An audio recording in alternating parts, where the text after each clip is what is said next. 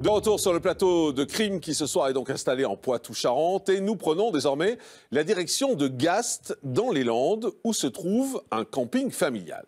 Nous sommes en plein mois d'août, la saison estivale bat son plein et parmi les campeurs il y a Chloé, 11 ans, venue en vacances ici avec ses parents.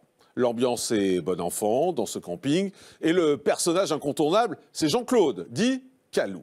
Et ce jour-là, l'homme de 71 ans partage, après la baignade, un apéritif avec les parents de Chloé et il leur propose même d'amener leur fille faire une balade en moto. Les parents acceptent, mais à son retour, Chloé n'est pas bien. Elle explique alors aux parents que Calou l'aurait agressée sexuellement.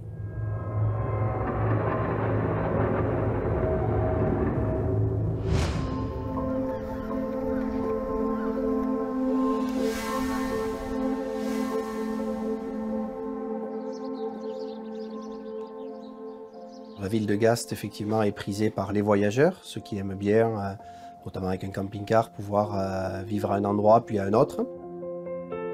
Et un jour, une enfant qui s'appelle Chloé était en vacances à Gast, au camping. Elle se baignait avec des amis dans le lac et il y avait une personne surnommée Calou qui participe au jeu avec les enfants en les mettant sur ses épaules, les faisant tomber dans l'eau, les projetant dans l'eau.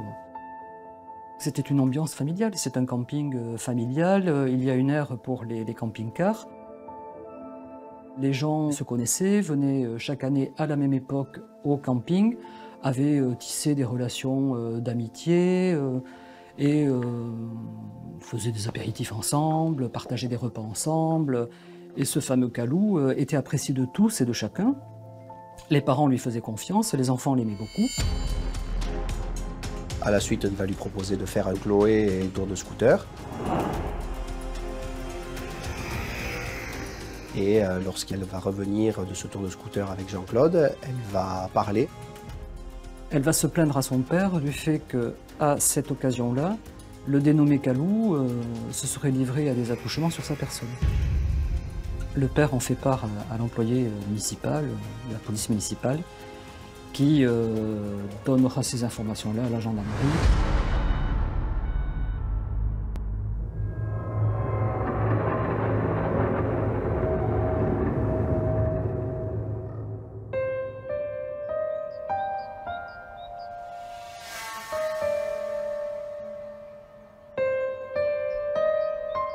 Âgé de 71 ans, Jean-Claude a grandi à Marseille, près du Vieux-Port, dans des conditions effroyables pour un enfant.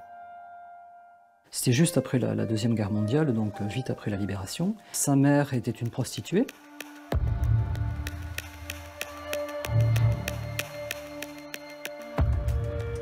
Il vivait donc dans un établissement de prostitution et il vivait avec sa mère dans cet établissement. Et donc ses parents étaient séparés et ses premières années, il les aurait passées dans un lieu de prostitution du Vieux-Port à Marseille.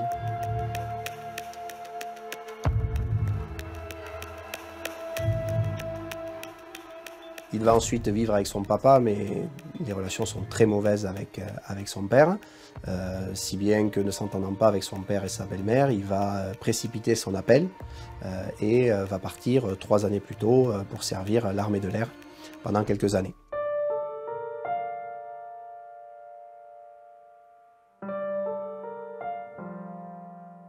Au niveau de la scolarité, c'est assez pauvre. Il arrête la scolarité très tôt. Il s'en sort quand même avec un CAP d'horlogerie. Et finalement, quand il sort de l'armée, sa vie va être marquée d'énormément de petits boulots. Il va être employé de cirque, il va être docker, il va travailler dans une boîte de publicité. Il va toucher un petit peu à tout. Et son mode de vie va être à peu près calé sur ça, c'est-à-dire qu'il va beaucoup bouger. Il ne va jamais rester très longtemps au même endroit. En 1970, Jean-Claude se met en couple avec Marcel, sa première femme. Et de ce mariage naît une fille. Mais Calou est plus souvent sur les routes qu'auprès de sa famille.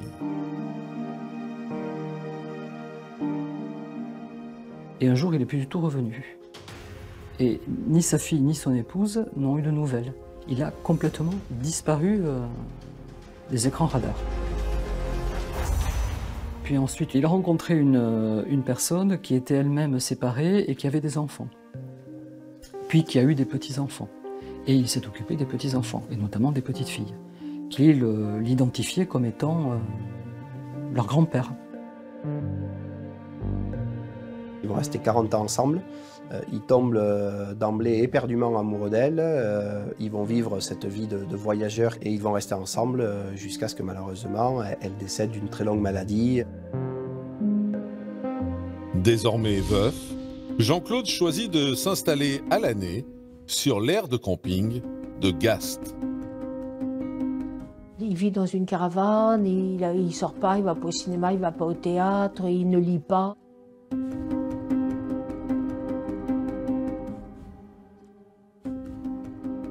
On n'a pas l'impression qu'il est même au courant de l'actualité. Il est décrit comme quelqu'un qui n'est pas du tout intégré socialement, qui a été très itinérant, qui a travaillé dans des cirques, etc., ce qui n'a pas permis de construire une dimension culturelle importante. Devenu personnage emblématique du camping, Kalou est apprécié de tous. Jusqu'à l'été 2014 et les accusations de Chloé, 11 ans.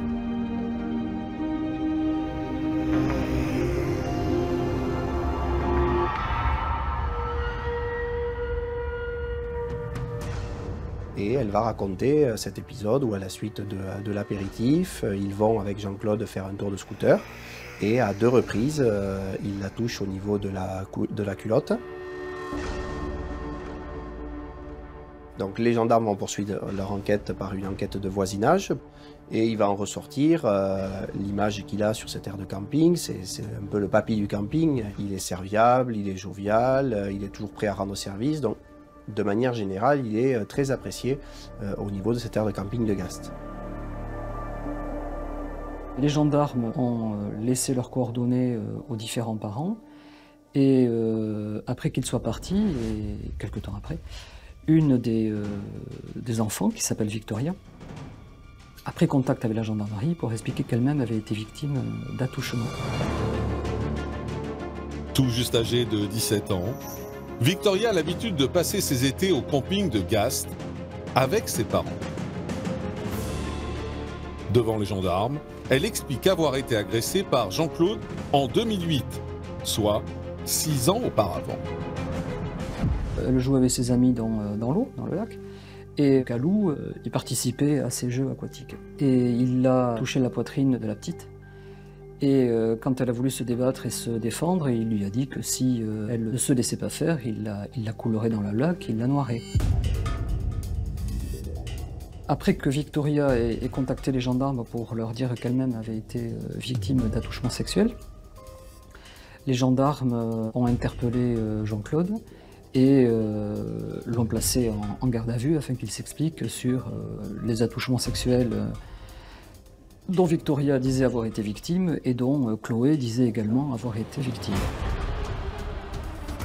Une perquisition est faite au camping-car qui est sur l'aire de Gast, dans le but de rechercher si éventuellement ils contiennent des éléments compromettants.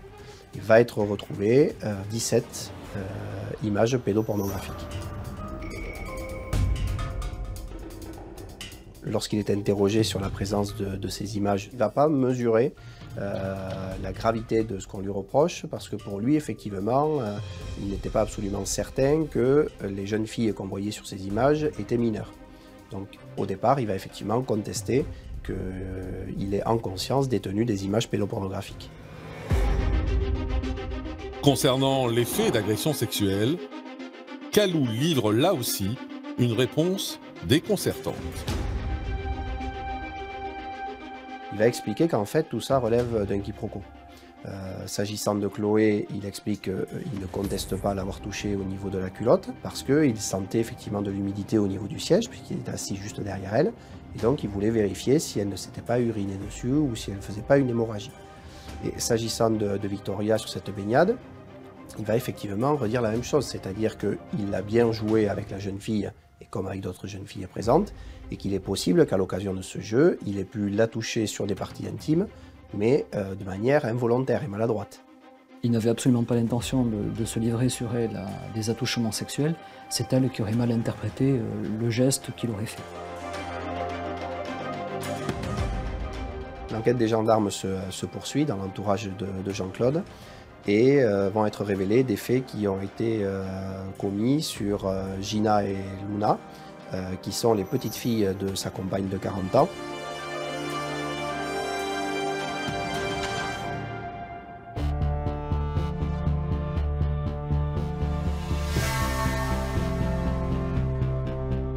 Respectivement âgées de 17 et 13 ans, Gina et Luna sont entendues par les gendarmes. Les deux sœurs ont connu Jean-Claude dès leur naissance et le considèrent comme leur grand-père. Ce sont des enquêteurs qui ont l'habitude d'interroger les enfants, qui savent parler avec eux et qui savent recueillir leurs paroles. Et ça permet aussi aux enfants d'être en confiance.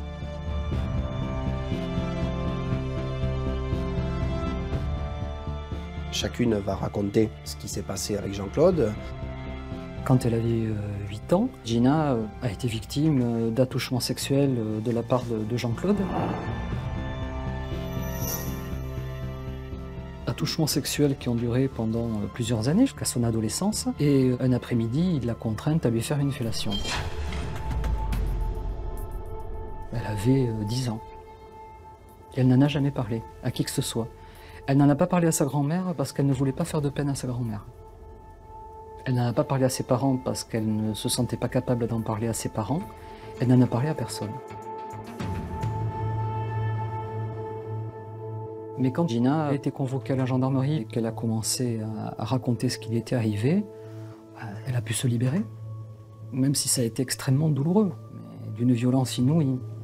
8 ans, vous êtes régulièrement victime d'attouchements sexuels, l'adulte que vous aimez vous oblige à des fellations. Comment vivre adulte avec ça ?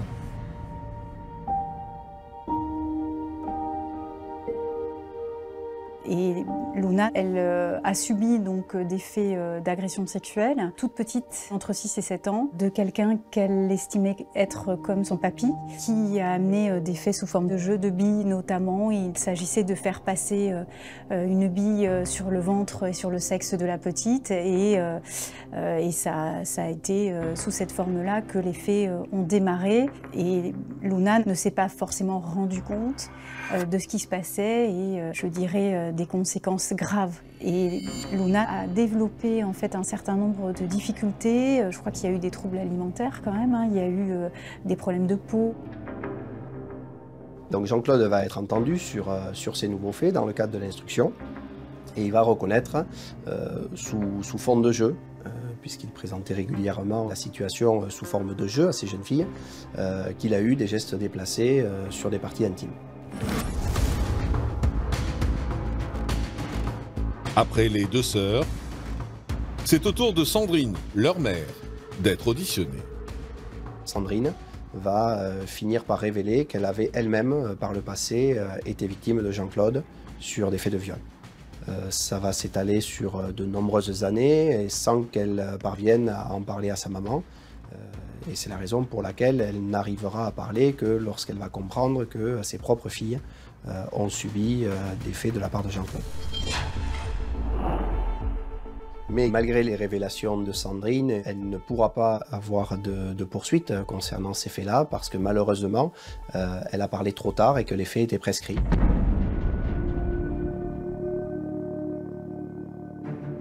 L'enquête va se poursuivre sur l'entourage amical de Jean-Claude, toujours pour essayer de rechercher d'éventuelles autres victimes. Les deux jeunes filles vont, à l'occasion de leur audition, être entendues, Mélissa et Laura. Ce sont les filles de voisins ou de proches amis de Jean-Claude qu'il a eu effectivement l'occasion de garder, donc d'être seul avec ces jeunes filles. Quand Mélissa est convoquée, elle est majeure, hein, elle est entendue par les gendarmes et elle va indiquer qu'elle n'a été victime de rien. Et puis, parce que des questions lui sont posées, précises, elle va finir par craquer et dire qu'elle-même a été victime d'attouchement quand elle était enfant, à 3 reprises. et qu'elle n'a jamais pu en parler à sa mère parce que sa mère avait un problème de santé majeur et elle ne voulait pas causer de soucis à sa maman. Laura, sa sœur, va déclarer avoir elle-même subi des attouchements sexuels de la part de Jean-Claude. Sa maman avait souvent des impondérables professionnels et n'avait pas de solution pour prendre en charge sa fille. Et naturellement, elle demandait à Jean-Claude de garder la petite le mercredi après-midi, ou quand elle ne pouvait pas aller la chercher à l'école parce qu'elle avait une contrainte, c'est lui qui allait chercher la petite à l'école et qui s'occupait d'elle. Jean-Claude, il a été, lui, à nouveau, bien évidemment, auditionné. Et par le juge d'instruction, qui entre-temps l'avait mis en examen. Il a reconnu, bon gré mal gré, les agressions sexuelles. Même si il avait une approche des faits assez particulière, en disant que c'était des attouchements, mais pas forcément volontaires, en tout cas que c'était des caresses, en essayant d'une certaine façon de nier l'intentionnalité.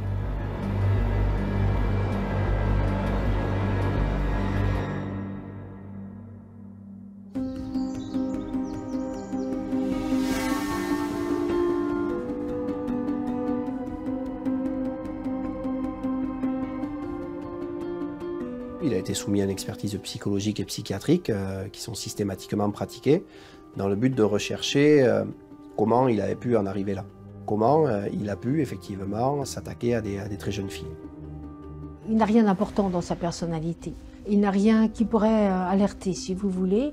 C'est un homme d'une intelligence assez moyenne, avec vraisemblablement une intelligence beaucoup plus développée dans la dimension concrète que dans la dimension abstraite, puisque c'est pas quelqu'un qui a fait des études, c'est pas quelqu'un qui a travaillé, qui a lu, il a une dimension culturelle très, très faible. Il est décrit comme un homme qui est bien collé au réel, qui a les pieds sur terre. Il n'a pas vraiment de vraies relations affectives ou amicales. Donc cette solitude, elle est physique, elle est aussi psychologique, elle apparaît bien au niveau des tests. Par ailleurs, le deuxième point qui a été noté par les deux experts, c'est son état dépressif. Il n'est pas rare que l'on trouve des individus âgés, mais présentant déjà une détérioration mentale importante, qui ont commencé à commettre ce genre d'infraction lorsque leur capacité cognitive n'a pas été en mesure de différencier l'amour, l'affectivité, les sentiments et la sexualité.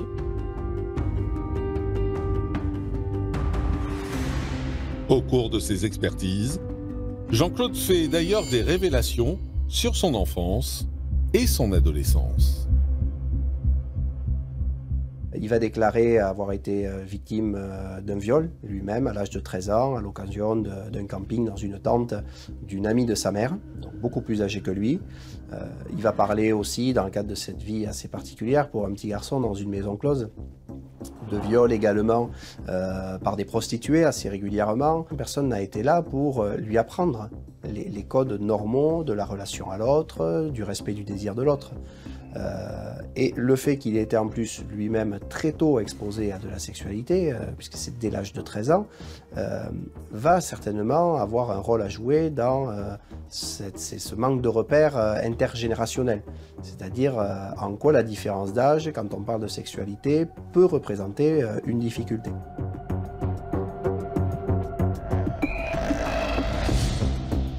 Au terme de l'instruction, les enquêteurs sont en mesure de déterminer le mode opératoire de ce violeur en série.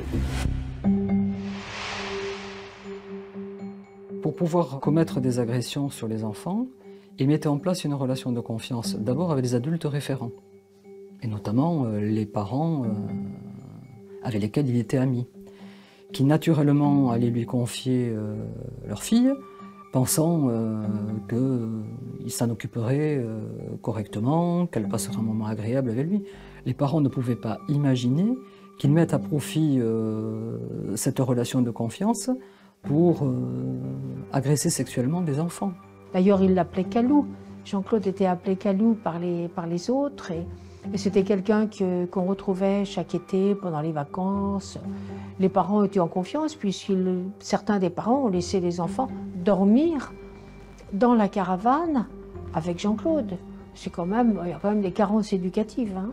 Les pédophiles les repèrent très vite, hein, les carences éducatives. Ce qui revenait un petit peu à chaque fois, c'est la forme de jeu. Hein. Ce sont des petites filles, hein, mais ce n'est même pas des jeunes femmes, c'est des petites filles et qui sont approchées un petit peu sous forme de jeu, qui ont confiance un petit peu à en ce papy qui veut jouer. Et c'est vraiment des similitudes sur des façons de faire, avec des jouets, avec des billes. Bon, c'est quand même des choses qui ont été constatées sur l'ensemble des victimes dans ce dossier. C'est quelqu'un qui donne libre cours à ses pulsions, sans limite, sans interdit, sans respect. L'enfant devient une chose qui lui permet d'assouvir ses pulsions pédophiles. Mais l'enfant, pour lui, n'est qu'un objet de plaisir, n'a pas d'identité propre. Il les aime bien. En dehors de ça, il n'est pas méchant. Il les aime bien, c'est pas un homme agressif. Mais il y a une dangerosité criminologique considérable, c'est-à-dire un risque de récidive important. Les pédophiles ne s'arrêtent jamais. Ils ne s'arrêtent que lorsqu'ils sont incarcérés, que lorsqu'ils sont pris et mis à l'abri et que les enfants sont protégés. Mais un pédophile ne s'arrête jamais. C'est-à-dire que si Chloé n'avait pas parlé, et si les parents n'avaient pas pris la mesure et n'avaient pas alerté immédiatement, peut-être que les choses auraient été différentes.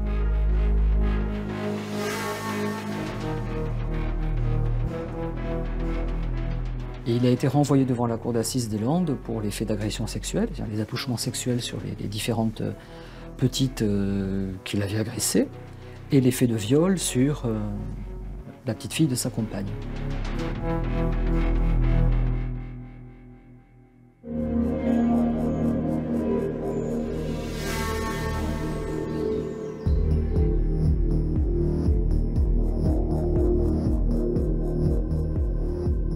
C'est un procès qui effectivement s'est déroulé en huis clos. Seules quelques personnes très proches des parties civiles ont été autorisées à les assister pour les aider.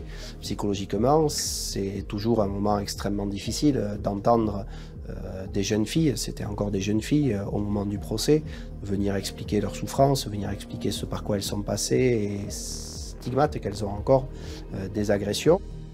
Les victimes avaient grandi. Au moment des faits, elles avaient entre 8 et 10 ans, peut-être 11 ou 12 ans. Et quand Jean-Claude est jugé, le temps a passé, ce sont de jeunes adultes qui ne sont pas tout à fait dans la vie active, qui font des études, et tout d'un coup, elles se retrouvaient face à leur agresseur. À quelques mètres seulement de leur bourreau, les 6 victimes sont appelées à témoigner. Elles vont m'expliquer ce qu'avait été leur enfance et ce qu'elles avaient vécu pendant leur enfance. Je me souviens, et c'était un moment fort, de l'une des victimes qui pleurait beaucoup, qui s'excusait parce qu'elle pleurait. Et on sentait que c'était un effort sur elle-même qui était important et qu'elle était en grande difficulté sur le plan émotionnel.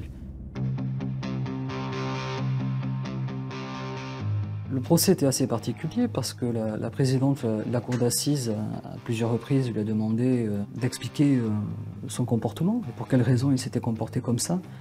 Trahir la confiance de ses amis, trahir la confiance de sa compagne, abuser des enfants. Il n'a pas donné d'explication. C'est une personne âgée, affaiblie par la maladie, résignée effectivement à être jugée et à être condamnée par rapport à l'ensemble de ses victimes. Et puis c'est quelqu'un de profondément seul. Il se contentera de s'excuser pour les faits qu'il a reconnus et encore une fois de dire lui-même qu'il se considérait comme impardonnable pour le mal qu'il avait fait.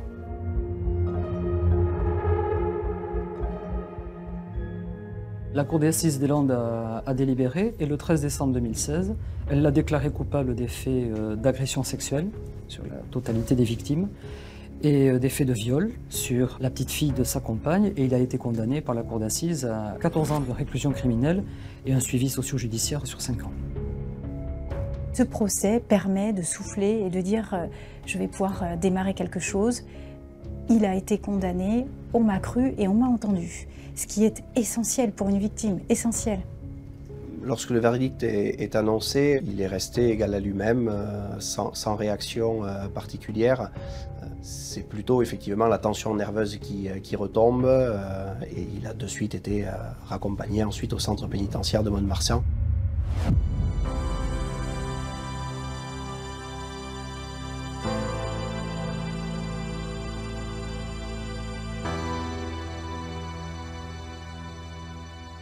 C'est compliqué de reprendre le cours de sa vie. Et ces victimes-là, elles sont attachantes parce qu'elles sont très résilientes. Mais malgré les difficultés, et notamment psychologiques qu'elles avaient, elles travaillent toutes, elles ont fait leurs études, elles sont autonomes, elles ne posent pas de difficultés, elles vont bien. C'est aussi un message d'espoir et elles forcent le respect.